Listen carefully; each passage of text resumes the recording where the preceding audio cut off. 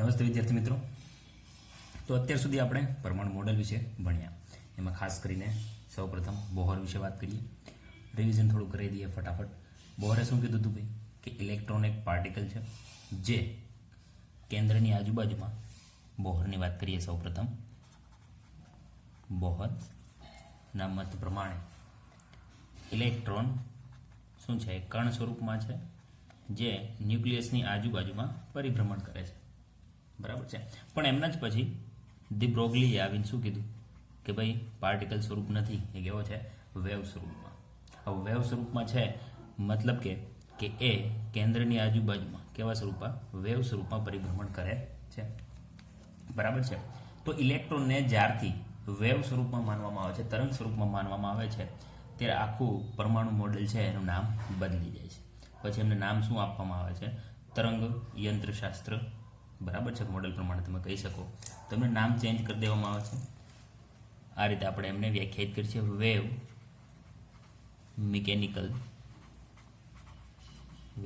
Mechanical model.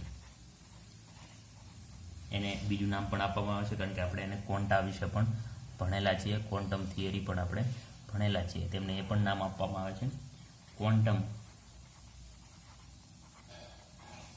Mechanical model. બરાબર છે. આ રીતે એમને વ્યાખ્યાયિત કરવામાં આવે છે.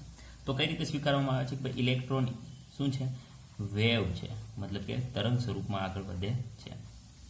હવે જો તરંગ સ્વરૂપમાં આગળ વધતો હોય છે તો એમની પાસે આપણી પાસે ઇક્વેશન પણ હોવું જોઈએ. તો આ બધી જહોજહેમત ચાલ્યા રાખે છે ક્વોન્ટમ ફિઝિક્સની અંદર. જેમ બને એમ આપણે વધારે ભણતા જઈએ છીએ, એમ નવા નવા વૈજ્ઞાનિકો આવતા જાય છે. પરંતુ ક્વેશ્ચન એ હતો કે નવો વૈજ્ઞાનિક આવે છે ઇરવિન શ્રોડિંજર. બરાબર છે. નામ શું છે, ઇરવિન, અથવા અરવિંદ પણ કહી શકો છો, ઇરવિન શ્રોડિંજર.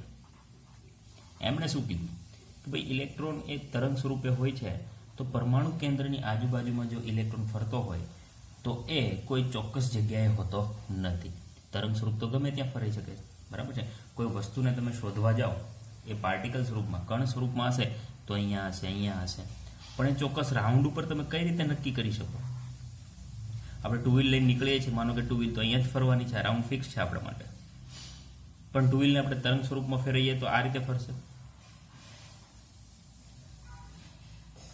બરાબર છે.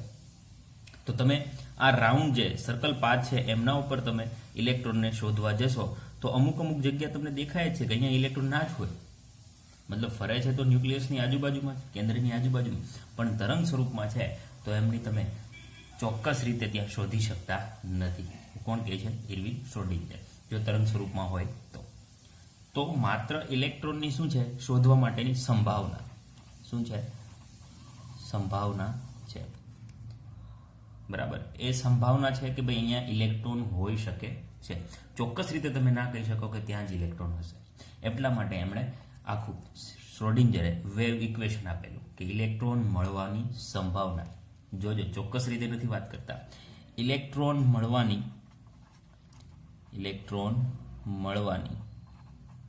સૌથી વધારે જ્યાં સંભાવના છે એવું શ્રોડિંજરે પોતાના ઇક્વેશન આપેલું. ઇક્વેશન હું અહીંયા થોડું ડિરાઈવ કરી દઉં છું. જો કે સોલ્વ કરવું આપણે કહીએ ને કે ભાઈ આપણી મહેનત વધારે કરવી પડે, આપણે સોલ્વ કરી શકતા નથી. તો એમનું કંઈક ઇક્વેશન આવું આપેલું હતું કે જેથી આપણે ઇલેક્ટ્રોન મળવાની સંભાવના એકદમ કેવી થઈ જાય, વધી જાય. બરાબર છે. તો ઇક્વેશન હતું કંઈક ડી સ્ક્વેર સાઇન વિશે ફિઝિક્સવાળા જાણતા હશો, upon dx square plus D square sine upon dy square plus D square sine upon dz square plus 8 pi square m square upon h કોણ છે? પ્લાન્ક, અચળાંક, ઇન્ટુ એનર્જી આપેલી છે E અને mu into sine is equal to 0. જોઈ લો સમીકરણ. આવડું એમણે સમીકરણ આપેલું છે જે આપણે સોલ્વ કરી શકતા નથી. પણ જો તમે સોલ્વ કરવા જાઓ તો અહીંયાથી તમને બે કિંમત, એટલે કે આપણે સાઇન સ્ક્વેરની કિંમત મેળવવાની છે. તો સાઇન સ્ક્વેર શું બતાવે છે? જો આ ઇક્વેશનને સોલ્વ કરશો તો સાઇન સ્ક્વેરની વેલ્યુ મળશે. અને સાઇન સ્ક્વેર શું બતાવશે? ઇલેક્ટ્રોન મળવાની સંભાવના. ઇલેક્ટ્રોન મેળવવાની કે કઈ જગ્યાએ છે એમની સંભાવના બતાવે છે. તો ઇરવિન શ્રોડિંજરે આ રીતે એમનો પોતાનો ખ્યાલ આપેલો છે. હવે તમે જોઈ લેશો આમની અંદર કે એમની નીચે એક્સ આવે છે, વાય આવે છે અને ઝેડ આવે છે. તો શ્રોડિંજર એવું કહે છે કે ઇલેક્ટ્રોનનું જે વેવ છે આપણે જાણીએ છીએ માત્ર એક ડાયમેન્શનની અંદર નથી, 2 ડાયમેન્શનની અંદર નથી. કેવા ડાયમેન્શનની અંદર છે? 3 ડાયમેન્શનની અંદર. મતલબ એ એક્સ દિશામાં પણ પરિભ્રમણ કરતો હશે, વાય દિશામાં પણ પરિભ્રમણ કરતો હશે અને ઝેડ દિશાની અંદર પણ પરિભ્રમણ કરે છે. એટલા માટે આપણે નીચે એમના એક્સ, વાય અને ઝેડ સ્વરૂપ બતાવેલા છે. ઓકે, તો શ્રોડિંજરે બતાવેલું એ પ્રમાણે આપણે ઇલેક્ટ્રોનને મેળવવા માટેની જે સંભાવના છે કેટલી છે? 3 ડાયમેન્શન પ્રમાણે મેઇન આપણે 3 રીતે એમને મેળવી શકીએ છીએ. તો એવા નવા 3 ક્વોન્ટમ નંબર આપવામાં આવ્યા કે જેથી આપણે ઇલેક્ટ્રોનને સારી રીતે એમની સંભાવના વધી જાય મેળવવાની. શું નામ આપવામાં આવ્યું છે? Quantum number. કેટલા ટોટલ ક્વોન્ટમ નંબર આપવામાં આવ્યા? Quantum number. નંબરનો મતલબ તમે જાણો છો, મતલબ એક પ્રકારના ઇલેક્ટ્રોનનું એડ્રેસ આપવામાં આવે છે 3 રીતે અને એ જ નામ આપી દીધા ક્વોન્ટમ નંબર. કયા કયા છે? તો એક છે એન, એક છે એલ અને ત્રીજું છે એમ. પછી લાસ્ટમાં ચોથો પણ રિસર્ચ કરવામાં આવ્યું ત્યારે ચોથો મળી ગયો છે સ્પિન ક્વોન્ટમાંક. તો મતલબ આ 4 ક્વોન્ટમાંક છે એ ઇલેક્ટ્રોન મેળવવાની સંભાવનામાં શું કરશે? વધારો કરશે. મતલબ કે એવું કંઈક કરવામાં આવે છે કે ઇલેક્ટ્રોનનું તમને એડ્રેસ આપે છે. કઈ રીતે? 4 રીતે. આપણે કોઈ વ્યક્તિનું એડ્રેસ આપવું હોય તો આપણે શું આપશું?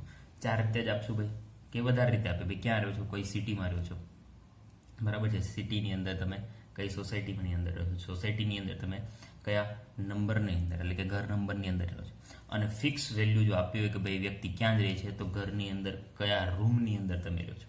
તો એ વસ્તુ અહીંયા ક્વોન્ટમ નંબર બતાવે છે કે ભાઈ ઇલેક્ટ્રોન ક્યાં છે, કઈ કક્ષામાં છે, કઈ પેટા કક્ષામાં છે અને કઈ રીતે ફરે છે. કારણ કે એવું પણ સાબિત થઈ ગયું હતું કે ઇલેક્ટ્રોન છે એ ક્લોકવાઇઝ અને એન્ટી ક્લોકવાઇઝ ફરે છે. એટલા માટે ચોથો ક્વોન્ટમાંક અહીંયા આપવામાં આવ્યો છે. તો ઇલેક્ટ્રોનના ઘર બાબતની જો વાત કરવા જઈએ તો ઘર સુધીનું એડ્રેસ એટલે કોણ છે? Quantum number. અને એ કોણ આપેલા છે? Erwin Schrodinger. પછી ધીમે ધીમે આગળ વાત થઈ તો શ્રોડિંજરે જે 3D એટલે કે 3 ડાયમેન્શનની અંદર ઇલેક્ટ્રોનની સંભાવના વધારવા માટેના ક્વોન્ટમ નંબર અહીંયા આપેલા છે. તો આજે આપણે ક્વોન્ટમ નંબર ભણવાના છે. એન શું છે, એલ શું છે અને એમ શું છે, બરાબર છે? તો આપણે શરૂઆત કરી દઈશું પ્રથમ ક્વોન્ટમ નંબરથી અને એ ક્વોન્ટમ નંબર કયો છે? એન, બરાબર છે?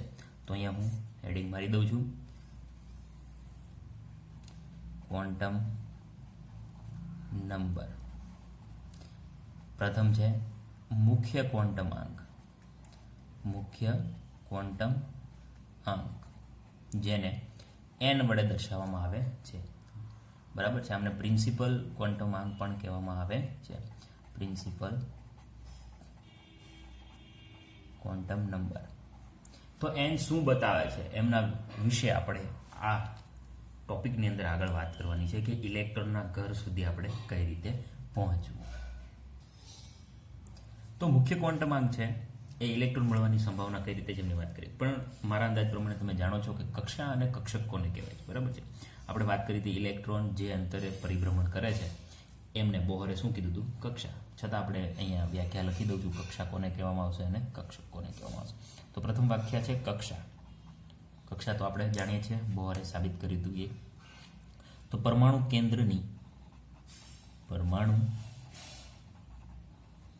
કેન્દ્રની આસપાસનો વર્તુળાકાર વિસ્તાર, બરાબર ને? આસપાસનો વર્તુળાકાર સમતલીય માર્ગ કે જેમાં કોણું છે? ઇલેક્ટ્રોન પરિભ્રમણ કરે છે. ઇલેક્ટ્રોન પરિભ્રમણ કરે છે, બરાબર છે? પણ એક કક્ષક શબ્દ નવો છે આપણા માટે, તો કક્ષકની પણ વ્યાખ્યા લખી લઈએ. કક્ષક કોને કહેવામાં આવશે? બરાબર. હવે આપણે અહીંયા તો જોઈ જ લીધું છે કે આ પરમાણુ કેન્દ્ર છે એમની આજુબાજુની અંદર ઇલેક્ટ્રોન પરિભ્રમણ કરે છે, પરંતુ વેવ નેચરના કારણે અત્યારે આપણે બીજા ક્વોન્ટમ આંક ભણવા પડશે. પણ માનો કે સેકન્ડ રાઉન્ડ હશે તો વચ્ચેની કંઈક ખાલી જગ્યા છે તો એમને આપણે કક્ષક વડે દર્શાવવું. તો આગળ વાત કરીએ કે પરમાણુ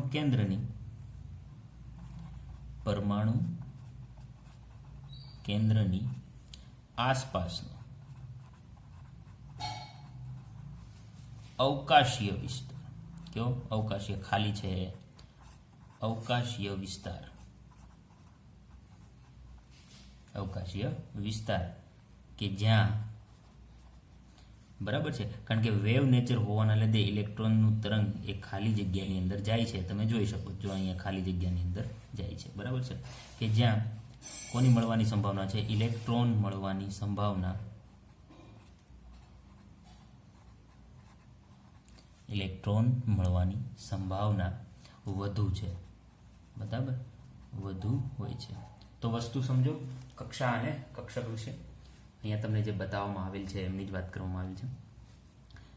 તો પરમાણુ કેન્દ્રની આજુબાજુમાં જે વર્તુળાકાર માર્ગ છે કે જ્યાં ઇલેક્ટ્રોન પરિભ્રમણ કરે છે એમને આપણે કક્ષા કહીશું, અને પરમાણુ કેન્દ્રની આસપાસનો જે અવકાશીય વિસ્તાર છે એમને આપણે શું કહીશું? કક્ષક.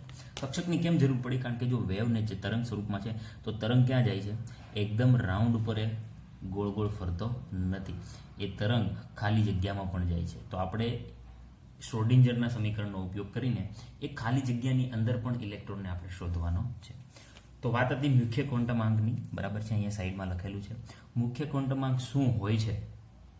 બરાબર છે, એ જાણવા માટે મુખ્ય ક્વોન્ટમાંકને આપણે n વડે ડિનોટ કરીએ છીએ, અને n ની વેલ્યુ શું હોઈ શકે? તો n = 1 હોઈ શકે, n = 2 હોઈ શકે, n = 3 હોઈ શકે, n = 4 હોઈ શકે, અપ ટુ n = ક્યાં સુધી? ઇન્ફિનિટ લેવલ સુધી તમને જોવા મળશે. બરાબર છે, તો આ રીતે n ને આપણે દર્શાવીએ છીએ. હવે n = અહીંયા 0 હોતો નથી, કારણ કે n = 0 લેવા જઈશું તો એ શું આવી જશે? પરમાણુનું કેન્દ્ર. અહીં શોર્ટમાં આપણે રાઉન્ડ બતાવી દઈએ તો આ પરમાણુનું કેન્દ્ર છે. આ જે બાજુની અંદર પહેલું રાઉન્ડ થઈ ગયું આપણે શું બતાવતા હતા? n = 1. આગળ બતાવીએ ને n = 2. આગળ બતાવીએ ને n = 3.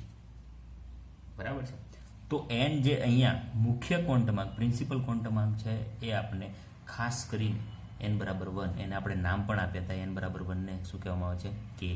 n = 2 ને l, પછી m, n, પછી આગળ ABCD પ્રમાણે આપણે આગળ વધીએ છીએ. બરાબર છે, તો ખાસ મુખ્ય ક્વોન્ટમાંક છે ઇલેક્ટ્રોન મળવાનો. માત્ર આપણે એડ્રેસની વાત કરતા હોય તો સિટીનું નામ આપણે પૂરું પાડે છે. તો આપણે જોઈએ તો n ની જરૂર શું કામે છે? તો n ની આપણે રાઉન્ડ ગણી લીધા. બરાબર, રેડિયસ આપણને માલુમ પડે છે. તો આપણે જોવા જઈશું તો કક્ષાનું કદ કેટલું છે? પરમાણુ કેન્દ્રથી ઇલેક્ટ્રોન ક્યાં છે? તો એ કદ વિશે, સાઇઝ વિશે માહિતી આપે છે. બરાબર ને, મુખ્ય ક્વોન્ટમાંક સાઇઝ વિશે માહિતી આપે છે. હવે જો સાઇઝ વિશે માહિતી આપતો હોય તો આપણે જાણીએ છીએ પરમાણુ કેન્દ્રની નજીકમાં ઇલેક્ટ્રોન હશે તો એની એનર્જી કેવી હશે? ઓછી. જેમ સાઇઝ વધશે, મતલબ 1 માંથી તમે 2 માં જશો, એટલે કે L માં જશો, 2 માંથી 3 પર જશો તો પરમાણુ કેન્દ્રથી એમનું અંતર, સાઇઝ વધશે, એમ એનર્જીમાં પણ શું થશે? વધારો. કારણ કે ઇલેક્ટ્રોન એનર્જી મેળવીને આગળ જાય છે, તો એ તમને ઉર્જાની પણ માહિતી આપે છે. બરાબર, કક્ષાની ઉર્જા કેટલી છે? બરાબર છે, એમની પણ માહિતી આપે છે. તો આ બે વસ્તુ n દ્વારા આપણને માલુમ પડે છે. અને ઉર્જા કેટલી છે આપણે સૂત્ર દ્વારા મેળવી શકીએ છીએ. કોઈ પણ ઉર્જા આપણે કેટલી રાખીએ છીએ? -13.6 ગુણ્યા Z²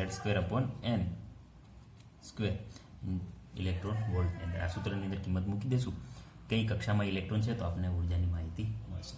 બરાબર છે, તો જેમ તમે નીચે તરફ આવો છો એમ કદમાં શું થશે? સાઇઝમાં શું થશે? વધારો. અને એ જ રીતે જેમ નીચે આવશો એમ ઉર્જામાં પણ શું થશે? વધારો. તો મુખ્ય ક્વોન્ટમાંક ઇલેક્ટ્રોનની ઉર્જા અને પરમાણુ કેન્દ્રથી એમનું કેટલું અંતર છે એમની માહિતી આપે છે. તો હવે આગળ વધીએ. સેકન્ડ કયો છે? L. નામ પણ યાદ રાખજો, જે મુખ્ય ક્વોન્ટમાંક છે n = 1. મતલબ આ વસ્તુ એવી છે કે n = 1 ની જો તમને માહિતી હશે, મતલબ ઇલેક્ટ્રોનના સિટીની તમને ખબર છે, કોઈ વ્યક્તિના સિટીની તમને ખબર પડી ગઈ છે. હવે આપણે આગળ જવાનું છે કે ભાઈ એ કયા એરિયાની અંદર રહે છે. તો ઇલેક્ટ્રોનની બાબતની અંદર આગળ જઈએ. આપણે વાત તો કરી દીધી, કારણ કે ઇલેક્ટ્રોન સૌથી વધારે કક્ષા કરતાં ક્યાં મળશે? કક્ષકની અંદર. બરાબર છે, કારણ કે ઇલેક્ટ્રોન મળવાની સંભાવના ત્યાં છે. એ વર્તુળાકાર માર્ગ પર પરિભ્રમણ કરશે. ક્યારે? જ્યારે બોહરના મોડેલ પ્રમાણે ચાલે, કણ પ્રકૃતિ હશે તો એ વર્તુળામાં આગળ ચાલે. પણ એમને વેવ નેચર પણ છે, તરંગ પ્રકૃતિ પણ ધરાવે છે, તેથી એ ખાલી જગ્યાની અંદર પણ પ્રોપોગેટ કરે છે. તો આપણે કક્ષકની અંદર સંભાવના વધી જાય છે. તો હવે નેક્સ્ટ આપણે જોઈએ L ક્વોન્ટમાંક. બરાબર છે, તો વાત કરીએ સેકન્ડની. તો L ક્વોન્ટમ નંબર. બરાબર, L નું નામ પણ આપેલું છે. L ને એઝીમુથલ ક્વોન્ટમ નંબર કહેવામાં આવે છે. શું છે? એઝીમુથલ. પણ આમનું નામ યાદ ના રહે તો કંઈ નહીં, એમને કોણીય વેગમાન ક્વોન્ટમાંક પણ કહેવામાં આવે છે. કોણીય વેગમાન અથવા ગૌણ ક્વોન્ટમાંક પણ તરીકે ઓળખવામાં આવે છે. ગૌણ ક્વોન્ટમાંક.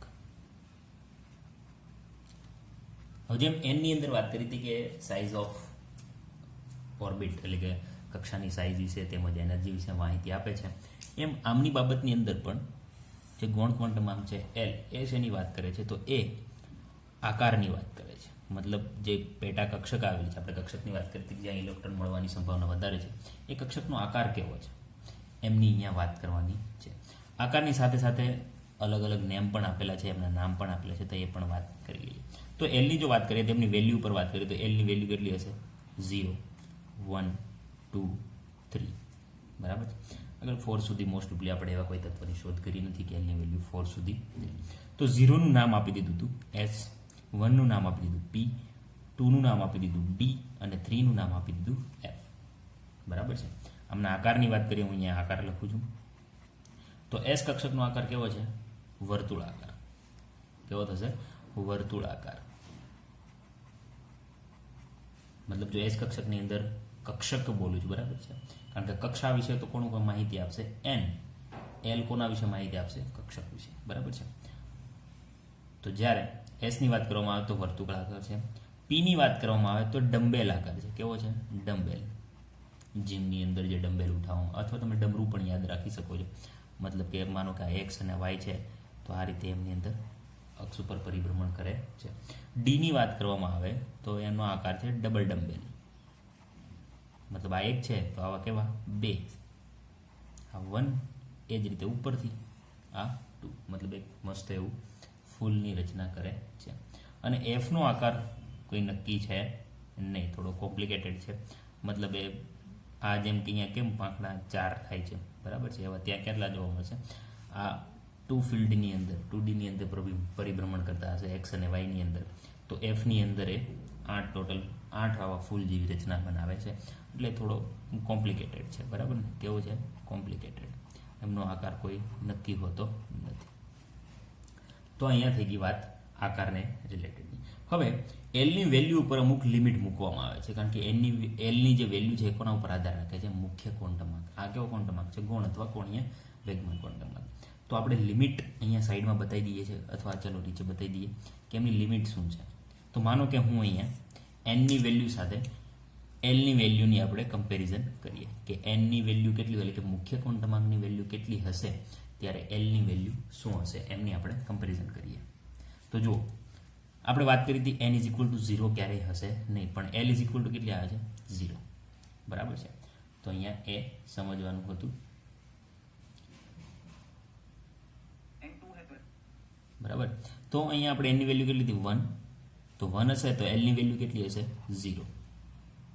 બરાબર છે. એ જ રીતે 2 હશે તો આમની વેલ્યુ કેટલી હશે? 0, 1. એ જ રીતે જો n ની વેલ્યુ 3 હશે, હવે n ની વેલ્યુ વિશે વધારે કહેવાની જરૂર નથી. n બરાબર શું છે? કક્ષાની વાત કરે છે, બરાબર ને? તો અહીંયા વેલ્યુ હશે 0, 1 અને 2. બરાબર. જો n ની વેલ્યુ 4 હશે તો l ની વેલ્યુ શું હશે? 0, 1, 2 અને 3. બરાબર છે. તો અહીંયા તમે જોઈ રહ્યા છો કે એલને આપણે શું નામ આપી દીધું હતું? એસ કક્ષક ઉપર જ લખેલું છે. 0 બરાબર શું થશે? એસ, 1 એટલે પી, 2 એટલે ડી અને 3 એટલે એફ. તો એલની વેલ્યુ અહીંયા હું મૂકું તો એમને કહેવામાં આવશે 0 અને એસ, પણ મુખ્ય ક્વોન્ટમાંક કેટલો છે? 1. તો n નંબર 1 ની અંદર મતલબ એક જ પેટા કક્ષક થઈ જશે 1s. 2 ની વાત કરીએ તો જુઓ, એમની અંદર 0 પણ છે અને 1 પણ છે. 0 ને આપણે s કીધું હતું, 1 ને આપણે p કીધું હતું. તો 2 ની અંદર આપણે 2s અને 2p આ રીતે બે રીતે કક્ષક જોવા મળે છે. બરાબર છે. હવે 3 ની અંદર વાત કરીએ તો 3 ની અંદર કઈ હશે? તો કે 0 એટલે s, 1 એટલે p અને 2 એટલે શું થશે? d. તો ટોટલ 3 પેટા કક્ષકો છે. બરાબર છે. એમની અંદર આપણે કક્ષકની વાત કરતા હતા, તો એમની અંદર ટોટલ 3 કક્ષકો તમને જોવા મળશે. એ જ રીતે આગળ વાત કરીએ તો 4 ની અંદર કઈ હશે? 4s, 4p, 4d અને 3 નંબર એટલે શું થઈ જશે? f કક્ષક. તો 4f પણ તમને ત્યાં જોવા મળે છે. પરંતુ આપણે એલની લિમિટની વાત કરેલી, તો આપણે જોઈએ છીએ કે એલની કિંમત હંમેશા ક્યાંથી ચાલુ થાય છે? 0 થી. બરાબર છે. તો 0 થી સ્ટાર્ટ થતી હોવાથી તો અહીંયા હું લખી શકું L is equal to start ક્યાંથી થાય છે, તો કે ઓલવેઝ ક્યાંથી સ્ટાર્ટ થાય છે, 0થી. અને 0થી પછી મોટી પણ છે તો લેસ દેન અહીંયા 0થી એ Lની વેલ્યુ મોટી આગળ વધે. પણ ક્યાં સુધી જાય છે, તો જુઓ અહીંયા 3, આપણે 4 આગળ આંકડા નથી લીધેલા, તો Nની વેલ્યુ 4 છે તો Lની વેલ્યુ ક્યાં સુધી મળે છે, 3. મતલબ ઓલવેઝ N-1 સુધી આપને વેલ્યુ મળે છે, N-1. બરાબર છે. હવે ટોટલ કક્ષા અને કક્ષકની વાત કરવામાં આવે તો તમે જોશો Nની કિંમત 1 હોય તો આપણે Lની કિંમત પણ કેટલી છે, 1, મતલબ એક કક્ષક આપને મળે છે. 2 હોય તો 2, 3 હોય તો ટોટલ 3, SPD બરાબર 3, 4 હોય તો 4. તો આપણે કહી શકીએ મુખ્ય ક્વોન્ટમાંક એટલે કે મુખ્ય કક્ષાથી ની સંખ્યાની બરાબર મુખ્ય કક્ષાની સંખ્યા એ કોના સંખ્યા બરાબર છે, ગૌણ કક્ષકની અથવા પેટા કક્ષકની સંખ્યા બરાબર છે. કારણ કે n બરાબર 1 હશે તો Lની કિંમત 0, મતલબ વેલ્યુ કેટલી મળે છે, 1 જ મળે છે.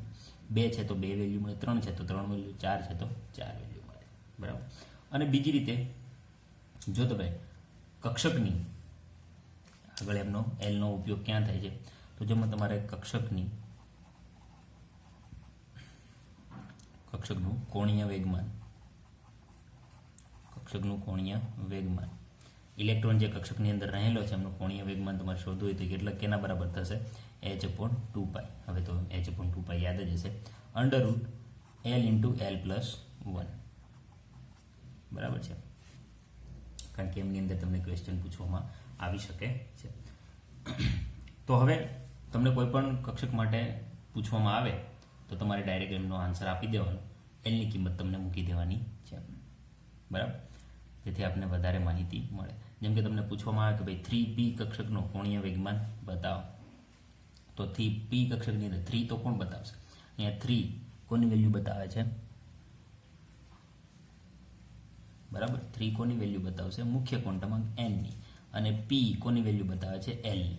L is equal to p માટે શું હોય છે, 1. બરાબર.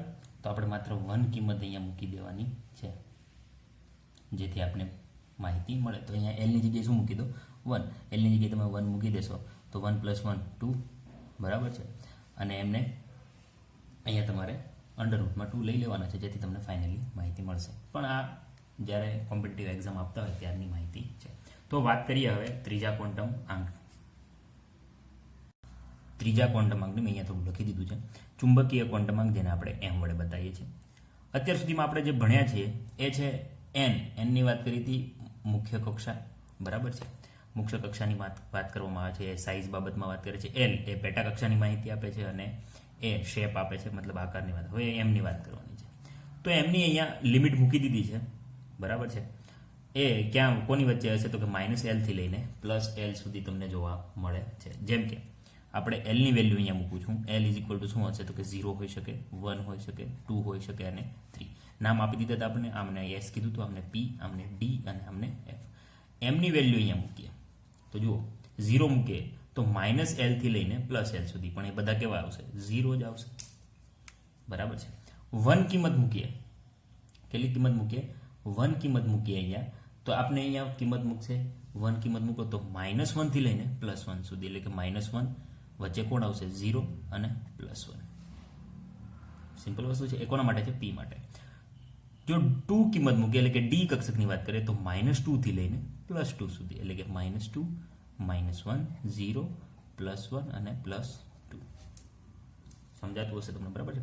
અને લાસ્ટની વાત કરીએ 3 માટે તો ક્યાં સુધી, -3 થી લઈને +3 સુધી, તો -3, -2, -1, 0, +1, +2 એન્ડ +3. તમને આટલી ટોટલ વેલ્યુ મળે છે. તો એમ માટે જો આપણે જોવા જઈએ તો 0 Lની વેલ્યુ જે 0 હોય તો કેટલી મળે છે, 1.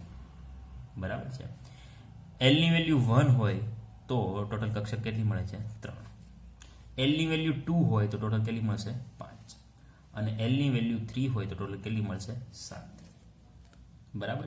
મતલબ આપણે જો જોવા જઈએ કે ટોટલ આપણે સંખ્યા કેટલી મળે છે Lની સાપેક્ષની અંદર, તો કુલ કક્ષકની સંખ્યા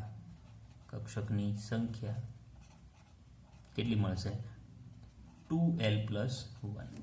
કોના બરાબર હશે 2l પ્લસ 1 બરાબર. જો બબે વધતી જાય છે તો એલની કિંમત તમે અહીંયા 0 મૂકી દો તો કેટલી મળશે? એમની કિંમત 1.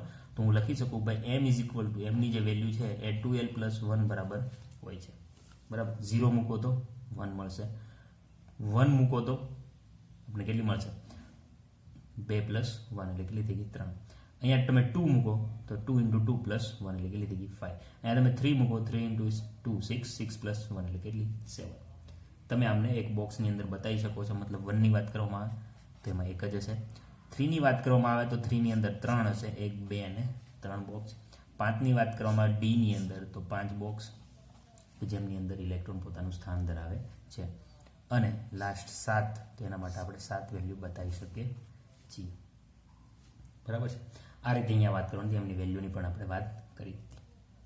બરાબર છે. તો કોની માહિતી આપે છે? એમ એ કક્ષકની માહિતી આપે છે જ્યાં ઇલેક્ટ્રોન મળવાની સંભાવના સૌથી વધારે છે. તો આટલી માહિતી મેળવ્યા પછી એક નાનો અમથો દાખલો જોઈ લઈએ. જેમ કે તમને પૂછવામાં આવે કે n બરાબર 2 માટે કુલ કક્ષક કેટલી હશે? કુલ કક્ષક કેટલી હશે n બરાબર 2 માટે? તો આપણે હવે વેલ્યુ જાણીએ છીએ. બરાબર. જો હું અહીંયા n ની વેલ્યુ લખું, અહીંયા l ની વેલ્યુ લખું, અહીંયા સાઈડમાં m ની વેલ્યુ લખી, તો n ઇઝ ઇક્વલ ટુ આપણે 2 કીધું છે. તો l ની વેલ્યુ કેટલી હશે? આપણે જાણીએ છીએ n ની વેલ્યુ આપણે 2 કેટલી મળશે? તો આપણે m ની વેલ્યુ આપણે 0 થી લઈને n-1 સુધી, તો અહીંયા મળશે 0 અને 1. 0 અને 1 ને અહીંયા લખી દઉં તો 0 એટલે કઈ? s અને 1 એટલે p. હવે આપણે m ની વેલ્યુ પણ જાણીએ છીએ. l ની વેલ્યુથી માઇનસ થી લઈને પ્લસ સુધી. ક્યાં સુધી? માઇનસ થી લઈને પ્લસ સુધી. હમણાં જ વાત કરીએ. તો 0 માટે એ 0 જ હશે, એક જ બોક્સ. 1 માટે કેટલી હશે? -1. 0 અને +1 મતલબ કે 3 બોક્સ. એ થઈ ગઈ, આ થઈ ગઈ 1s, સોરી 2 નંબર માટે 2s અને આ થઈ ગઈ 2p. તો ટોટલ કેટલી મળી? 0 એટલે કે 1 અને અહીંયા 3, 4. ટોટલ કેટલી મળે છે? 4.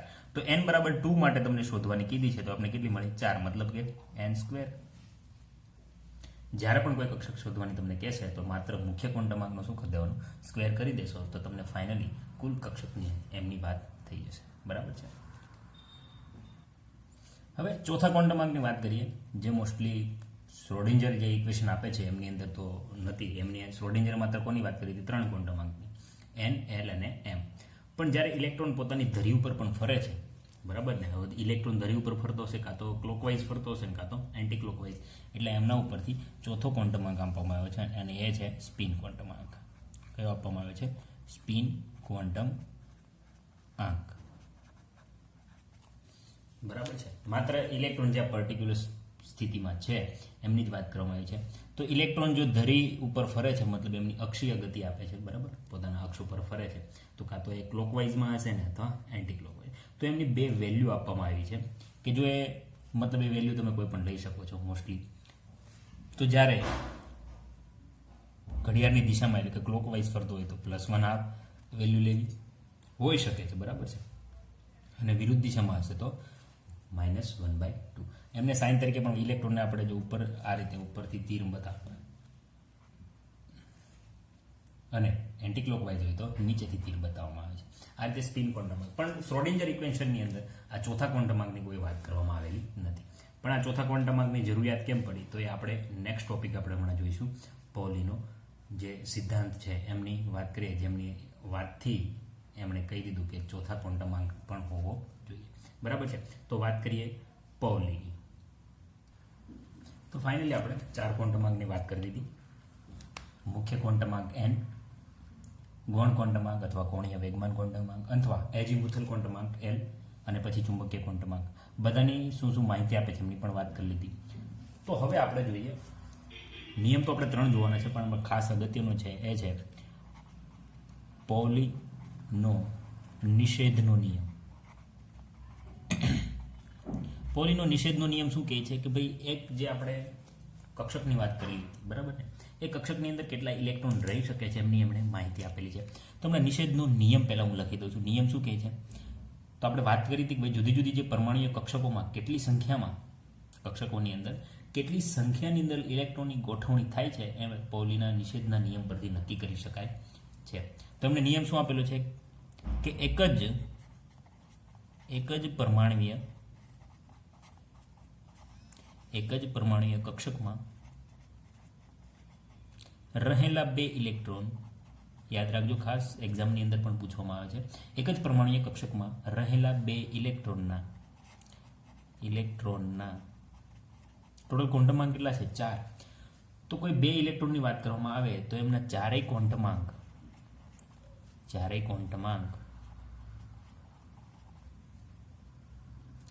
સરખા હોઈ શકે નહીં. વસ્તુ સમજો છો તમે? માનું છું ત્યાં સુધી તમારે સમજવું જ જોઈએ. મતલબ જો વાત કરવામાં આવે n = 1 ની, તો l ની વેલ્યુ કેટલી મળશે આપણે? 0, અને m ની વેલ્યુ કેટલી મળશે? 0. તો જોઈ લો તમે, કોઈ એક ઇલેક્ટ્રોનની બાબતની અંદર વાત કરવામાં આવે તો એમના ચારેય ક્વોન્ટમાંક ક્યારેય સમાન હશે નહીં. મતલબ 2 હોઈ શકે, 3 હોઈ શકે સમાન. મતલબ n ની વેલ્યુ તો આપણે 0 લઈ શકતા નથી, પણ માનો કે n ની વેલ્યુ હું 2 લઈ લઉં, બરાબર છે? તો l ની વેલ્યુ કેટલી મળશે? 0 અને 1, બરાબર છે? n અને l બંને જુદા જુદા થઈ ગયા. m ની વેલ્યુ ભલે ને પછી આપણે અલગ અલગ મળતી હોય, આમની સમાંતર પછી, અને s ની વેલ્યુ તો મોસ્ટલી 2 જ હશે ને, +1/2 અને કઈ હશે? -1/2. તો જો કોઈ એક ઇલેક્ટ્રોન, મતલબ એડ્રેસની વાત કરવામાં છે, કોઈ બે ઇલેક્ટ્રોન પર્ટિક્યુલર એડ્રેસ પૂછવામાં આવે તો બે ઇલેક્ટ્રોન એડ્રેસ સેમ આપશે, પણ ક્યાંય અલગ પડશે? સ્પિન ક્વોન્ટમાંકથી. મતલબ એમના ચારેય ક્વોન્ટમાંક ક્યારેય, મતલબ એડ્રેસ કોઈ દિવસ સમાન હોઈ શકે નહીં, એવી વાત કરવામાં આવી છે. માનો કે 3 ક્વોન્ટમાંક સમાન હશે, n, l અને m, તો ઇલેક્ટ્રોનની જે અક્ષીય ગતિ છે, બરાબર, અક્ષ ઉપર જે ફરે છે, એમાંથી માત્ર 2 જ વેલ્યુ છે ને, એ ક્યારે આમાંથી સમાન થશે નહીં. તો ઇલેક્ટ્રોન એ કહેવા માંગે છે કે જો ઇલેક્ટ્રોન છે એક કક્ષકની અંદર 2 જ સમાઈ શકે છે, વધારે સમાઈ શકતા નથી, અને 2 કયા હશે? કાં તો +1/2 અને કાં તો -1/2. વસ્તુ સમજાય છે? બરાબર છે? એટલે કે કોઈ પણ કક્ષકમાં વધુમાં વધુ કેટલા ઇલેક્ટ્રોન સમાઈ શકે છે? 2 ઇલેક્ટ્રોન. તેમાં 0 વેલ્યુ તો આમાં છે જ નહીં. એટલે કે કોઈ પણ કક્ષકની અંદર કાં તો ક્લોકવાઇઝ અને કાં તો એન્ટી ક્લોકવાઇઝ સમાઈ શકે એવા 2 જ ઇલેક્ટ્રોન સમાઈ શકે છે, બરાબર? તો આ નિયમથી ઘણી બધી મદદ થઈ. કોઈ પણ પેટા કક્ષકમાં મહત્તમ કેટલા ઇલેક્ટ્રોન સમાવવાની ક્ષમતા છે એ આપણે જાણી શકીએ છીએ, કારણ કે કોઈ પણ ઇલેક્ટ્રોનના ચારેય ક્વોન્ટમ ક્યારેય સમાન હોતા નથી, બરાબર છે? આપણે દાખલા તરીકે વાત કરીએ, ભાઈ એસ કક્ષકમાં ફક્ત કેટલી હોય છે? આપણે એસ કક્ષકની વાત કરીએ તો આ એસ કક્ષક થઈ ગઈ. 0 એટલે કઈ થાય? એસ. તો ફક્ત એક જ પેટા કક્ષક હોવાથી તેમાં વધુમાં વધુ કેટલા ઇલેક્ટ્રોન? તો આપણે વાત કરીએ 1s, કેટલા ઇલેક્ટ્રોન સમાય છે? 2 ઇલેક્ટ્રોન સમાઈ શકે છે. જો p ની વાત કરીએ તો p એટલે કઈ થઈ જશે? 1. m ની અંદર m ની વેલ્યુ કેટલી હોય છે? 3. તો p કક્ષકમાં 3 પેટા કક્ષકો હોવાથી મહત્તમ કેટલા ઇલેક્ટ્રોન? 1, 2, 3, 4, 5 અને 6 ઇલેક્ટ્રોન સમાઈ શકે છે, વધારે સમાઈ શકતા નથી હરેક પેટા કક્ષકની અંદર, બરાબર છે? ટોટલ કેટલા? 2 ઇલેક્ટ્રોન સમાઈ શકે. તો પેટા કક્ષકની વેલ્યુ જેમ વધારે હશે એમની અંદર સંખ્યાની અંદર પણ વધારો થશે. તો હરેક ઓર્બિટલની અંદર ટોટલ 2 ઇલેક્ટ્રોન સમાઈ શકે છે. જો એક દાખલો જોઈએ જેનાથી આપણે ખબર પડી જાય, જેમ કે તમને એમ કહી દીધું હોય કે n = 2 માટે ટોટલ કેટલા ઇલેક્ટ્રોન હશે? તો n = 2 માટે, બરાબર, અહીંયા આપણે નીચે જ દાખલો ગણી દઈએ જેથી આપણે ખબર પડી જાય ઇલેક્ટ્રોનની સંખ્યા. n = 2, તો l ની વેલ્યુ કેટલી આવે? 0 અને 1. 0 અને 1. તો m ની વેલ્યુ કેટલી આવે? 0, એટલે કે s કક્ષક એક જ આવશે, બરાબર છે? અને l ની વેલ્યુ કેટલી આવે? તો કે -1, 0 અને 1. આમની અંદર કેટલા ઇલેક્ટ્રોન? 2 ઇલેક્ટ્રોન. આમની અંદર કેટલા ઇલેક્ટ્રોન? 6. તો ટોટલ ઇલેક્ટ્રોનની સંખ્યા કેટલી થઈ ગઈ? 8, બરાબર છે? તો 8 ઇલેક્ટ્રોન સમાઈ શકે છે. કક્ષકની વાત કરીએ તો આપણે સૂત્ર આપ્યું હતું કે 2l + 1, બરાબર? તો 2l આપણે કેટલું રાખવાનું છે? અહીંયા l ની વેલ્યુ 0 અને 1 2 રાખવાની છે. ટોટલ કેટલી થઈ ગઈ છે? તો અહીંયા આપણે ટોટલ 2 કક્ષકો મળે છે, એટલે કે ટોટલ થઈ ગઈ l ની વેલ્યુ 2 મૂકી દો તો 2 × 2 + 1 = કેટલા થાય? 5, બરાબર છે? આ રીતે આપણે કક્ષકની માહિતી મેળવી શકીએ છીએ. ચાલો, તો આપણે અહીંયા પોલીના નિષેધનો નિયમ પણ પૂરો કરીએ છીએ. માત્ર જે સંખ્યા, તમારી ઇલેક્ટ્રોનની સંખ્યા આ રીતે ગણી શકો છો. કોઈ પણ કક્ષકની અંદર, પેટા કક્ષકની અંદર 2 જ ઇલેક્ટ્રોન સમાઈ શકે છે. હવે આપણે નેક્સ્ટ ટોપિકની અંદર આગળ વધીશું.